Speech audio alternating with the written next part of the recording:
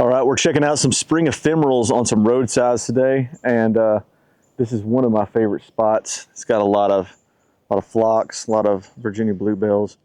I don't know, we're about to see what all's here and blooming right now, but this is just a roadside. You can see where the county sprays, and there's no diversity over there, but right here you got a lot of really great stuff, and we're about to check them all out. I know this isn't blue, but this is called blue phlox, or phlox divaricata, and it's a phlox that comes up really early in the spring. So what I've noticed in order here is we have like blue phlox, prairie phlox, smooth phlox, then later on in the fall we have fall phlox, and so there's phlox is blooming throughout the growing season. But this is one of the first, if not the first, blooming phlox. And there's a ton of it out here. And this is a prairie species. It's a woodland edge species, but it would have also been found out in open prairies. And this would have been a low, wet prairie right here, and that's why it's present.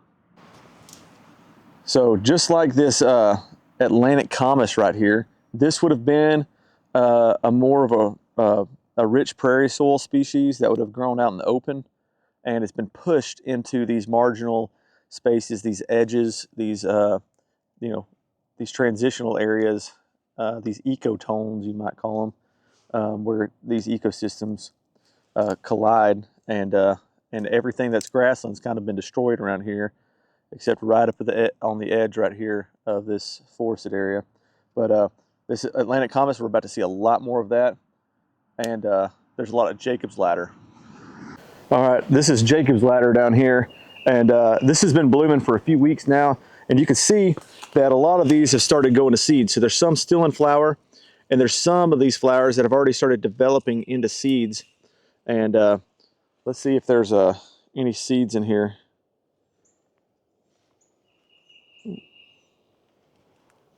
We got a bird, it's a cardinal photobominus. So yeah, there are some seeds. They're just undeveloped. And so these will probably have ripe seeds in another week or two. So you can see their leaf shape. It's like a stair-step ladder. And that's where it got its name from. All right, let's move on to the next spot. Don't eat that. I actually don't even know if that's edible. So don't eat that. But you can see this green behind me. A lot of this is fescue, and that was introduced here for cattle, and it's a really bad invasive cool season grass. It's pretty easy to get rid of if you stay on it, but you can see it's really affecting this place. Sorry, we're trying to get these clips in between a bunch of cars passing us, but we're going to cross the road right now and check out the other side, which is really nice, actually. Daggum.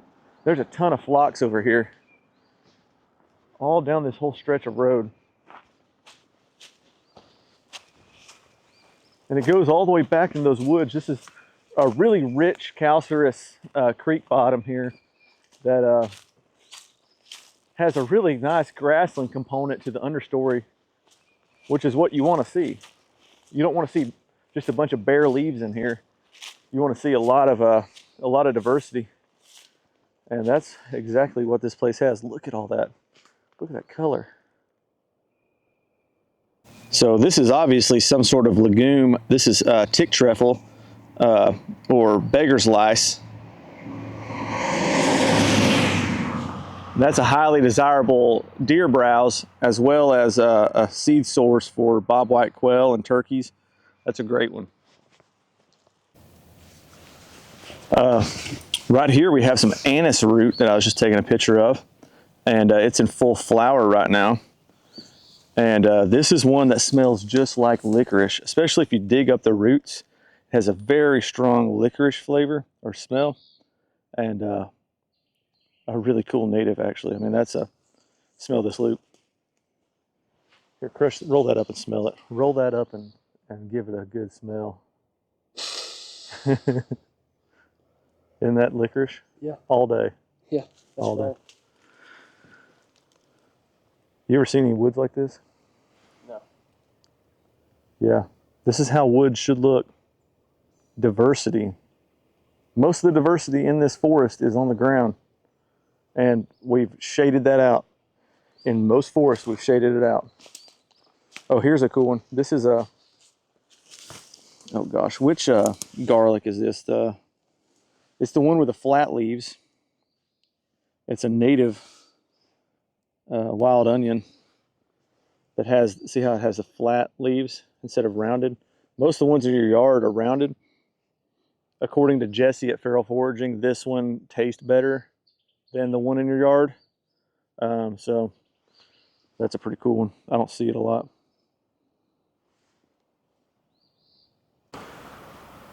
This is a bully buckthorn or buckthorn bully, side roxylon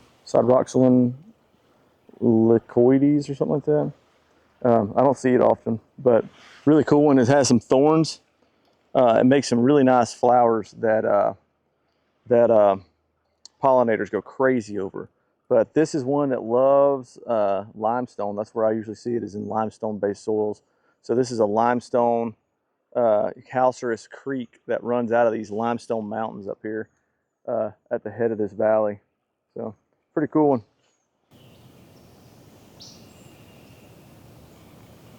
All right, so this is Atlantic camas, and this is like my favorite wildflower spot. Maybe my favorite plant population, just because it's super showy. And this place got hit by a flood over the past few weeks, which has laid down a lot of these leaves, so it looks really ugly this year. But most years, it's a sea of Atlantic camas blooming. Look how big this individual flower is. I mean, that is size of a silver dollar, size of a golf ball almost. Huge, huge plant. The leaves are giant. And so comparing this, and granted, it is growing in a river bottom or creek bottom right at the road where the water stops, and so sediment would be deposited and nutrients. So that may be why these plants are so big. But look, this was yesterday look how small that is compared to this one. The flowers are like the size of my pinky nail. And this is out in Lawrence County on a limestone glade. Tiny, tiny plants. The leaves, the width on the leaves are more like, they're more like that at the base. And this one is like as big as your thumb. So I was talking to Dwayne Estes with Southeastern Grassland Institute yesterday and mentioned it to him, and I was like, they just look totally different. They could be different species. There's no, I mean, that's going to have to be looked into, and they'd have to be described.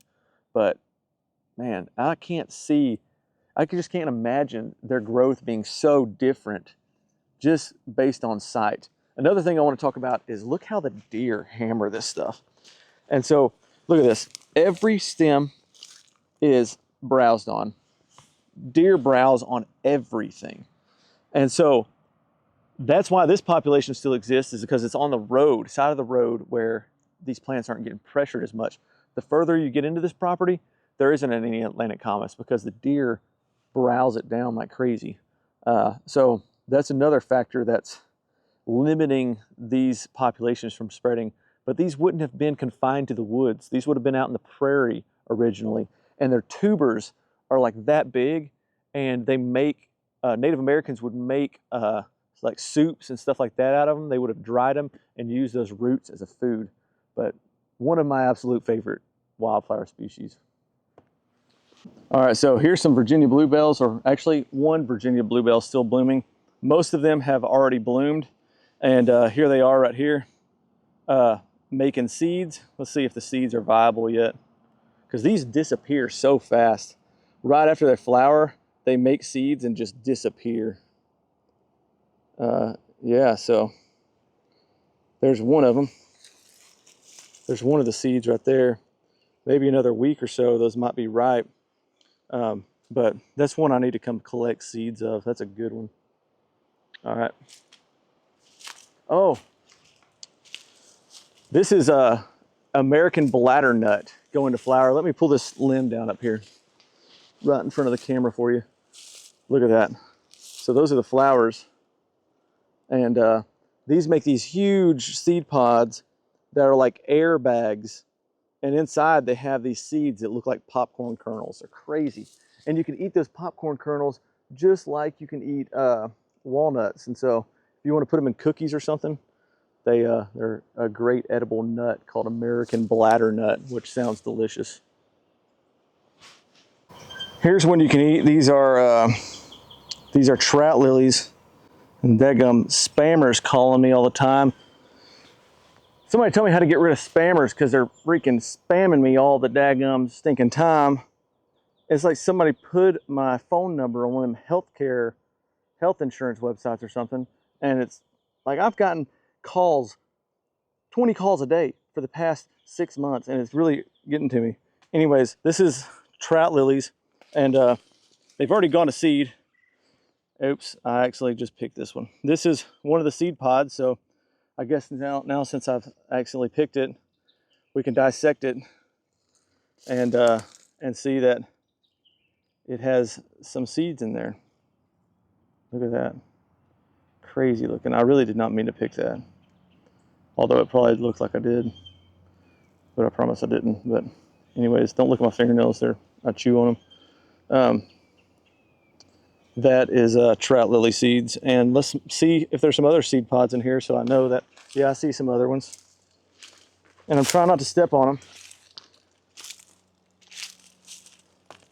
Yeah, there's a seed pod there. Right here, Luke. Look, see that one bent over right here on that? So these are the yellow trout lilies. And there are some white trout lilies out here at the same property. White and yellow, white and yellow, white and yellow.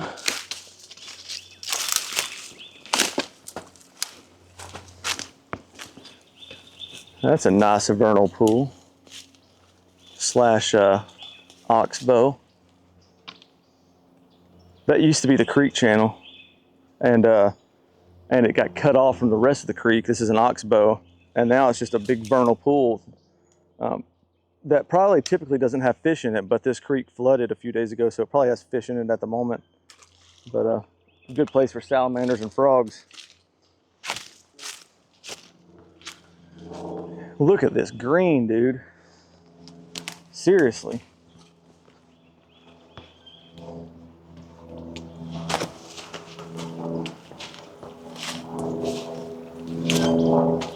Tons of Virginia bluebells.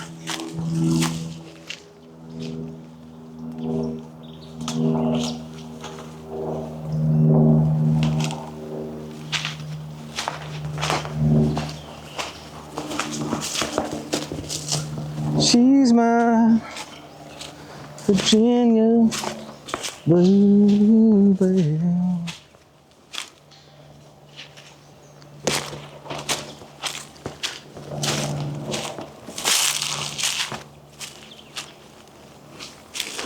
Look, this is why people like trapping on this creek so much. Because look at that.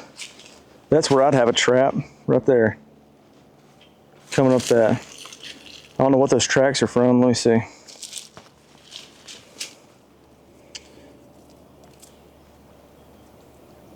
Maybe deer.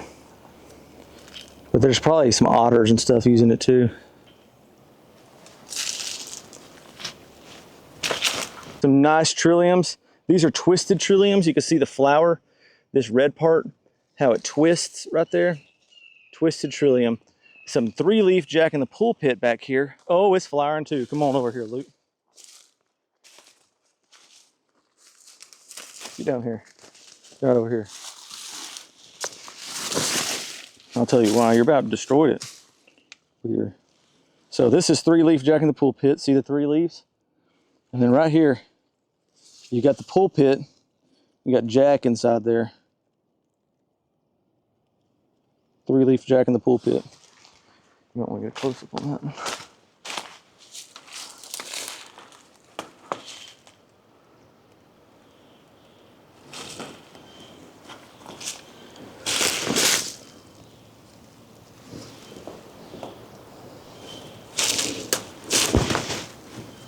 Look at the trilliums have been getting eaten too.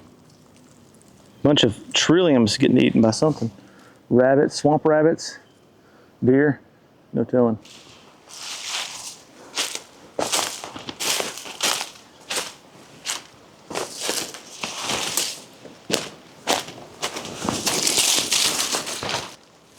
All right, so right behind Luke, this little hickory right here is this is a butternut hickory, and right here is one of the butternuts, and they're huge. They make huge hickory nuts. I mean, if you see hickory nuts, that's a big old hickory nut right there, and they can get even bigger. That's not even a really big one. I'll see if I can find some big ones.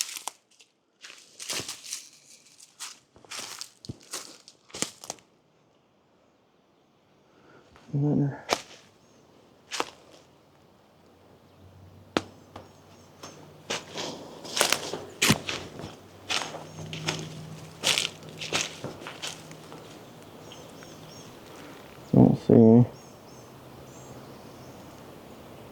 Nutter butter.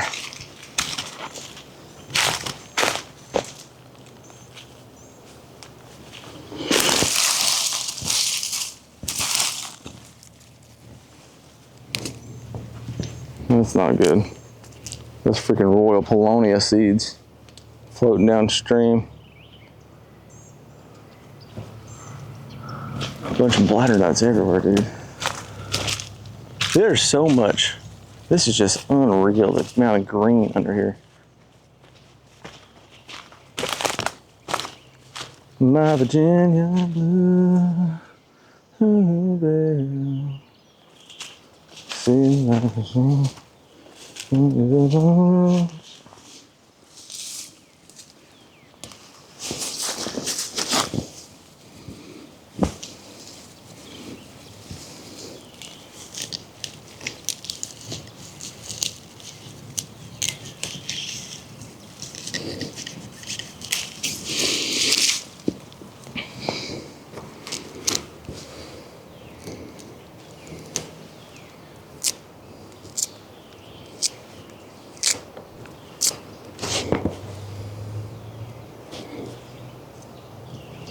Here's one of those, here's the root of an anise root. And here, hold on. Is it rolling? Here you go, smell that, Luke. Oh, it smells like hot licorice. Yeah, straight licorice. You get a lot of it, and it takes your breath away. There you go. Isn't that wild? I hate licorice. Me too, I hate it. So strong. Oh my gosh. I like quiver. Yeah, but imagine you don't have that smell. You're Native American. You're just out here smelling dirt and of moonseed. 9, 10, 11. It's only native to 11 counties in Alabama. And it's now native to 12 counties in Alabama because I just discovered it in Morgan County. This is moonseed. And we'll put that on iNaturalist. Select moonseed, share. Notice I'm getting another spam call. They just hung up. Literally every time my phone's out of my pocket, somebody's spamming me. But that's a cool find. So we got more Jack-in-the-pulpit here. Really nice one. 3-leaf Jack-in-the-pulpit. We got some smooth Solomon seal, which is everywhere here. But this carpet of this stuff, right here, this stuff, everywhere out here. This is Canadian black snakeroot, Sinicula, I think is, I'll double check it on iNat. Sinicula canadensis. And see, look. And there's its native range on iNat. This is not an ad for iNaturalist, although I would love for it to be, but it's not. Look at that, huge range. So that's how you know it's a pretty common species, because it's native to the entire eastern half of the United States, east of the Rockies. So pretty common one, but use iNat. It's a great app, and this is not an ad for them. I'm gonna show Luke how fast I can make a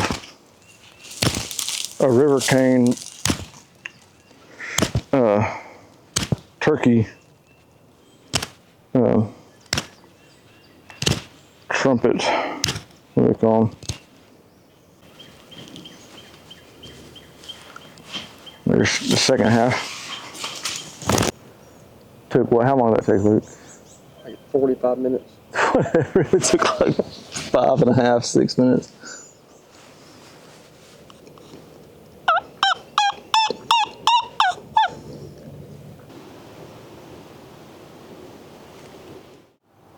All right, that's it for today. We saw a bunch of spring ephemerals. Hopefully I didn't get too long-winded. Probably did, but it's hard to not love. It's hard not to love. It's hard not to love these spring ephemeral, calcareous, wetland, creek bottoms, whatever you want to call them. Really cool areas. Has a lot of diversity.